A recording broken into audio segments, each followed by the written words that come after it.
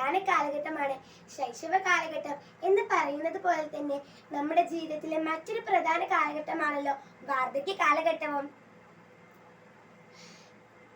നമ്മുടെ വീട്ടിലെ കുട്ടികളുടെ കുസൃതികൾ, അവരുടെ പിണക്കങ്ങൾ നമുക്ക് എത്രമാത്രം വിലപ്പെട്ടതാണോ അതുപോലെ തന്നെയാണ് വാർദ്ധക്യ കാലഘട്ടത്തിലെ വൃദ്ധരുടെ പെരുമാറ്റവും അവരുടെ ആവശ്യങ്ങളുമൊക്കെ.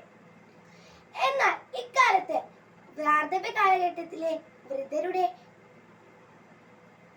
പ്രാധാന്യം കൊടുക്കാത്ത അവസ്ഥയാണ്.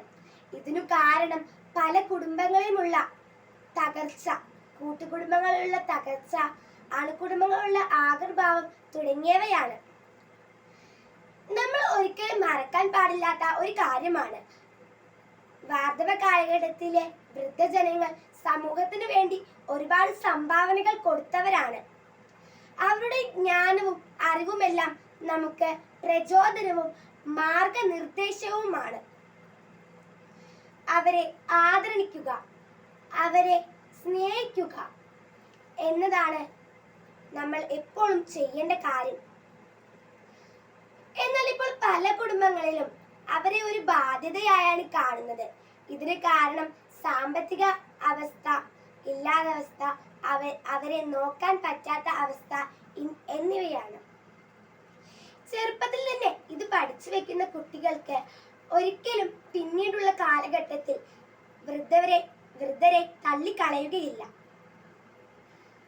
അവരെ മറക്കുകയില്ല.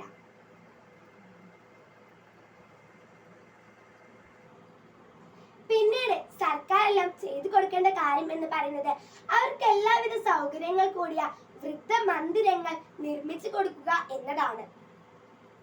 അവർക്ക് അവിടെ സന്തോഷവും മനസമാധാനവും ശാന്തവുമുള്ള ഒരു വൃദ്ധ മന്ദിരമായിരിക്കണം. അവർക്ക് നല്ല പരിചാരമുള്ള ഡോക്ടർമാരുമെല്ലാം വൃദ്ധമന്ദിരത്തിൽ ഉണ്ടായിരിക്കണം.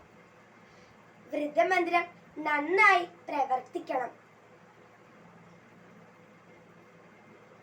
വൃദ്ധജനങ്ങൾക്ക് എല്ലാ രീതിയിലുമുള്ള പരിരക്ഷ ഗവൺമെന്റ് കൊടുക്കണം. ഗവൺമെന്റിന്റെ ഭാഗത്തു നിന്നും അവർക്ക് നന്നായി പരിഗണന കൊടുക്കുകയും അവരെ പരിഹരിച്ചുകൊണ്ട് അവരെ സംരക്ഷിക്കുകയും വേണം എന്നീ ആശയം വെച്ചുകൊണ്ടാണ് ഞാൻ സമർപ്പിക്കുന്നത്.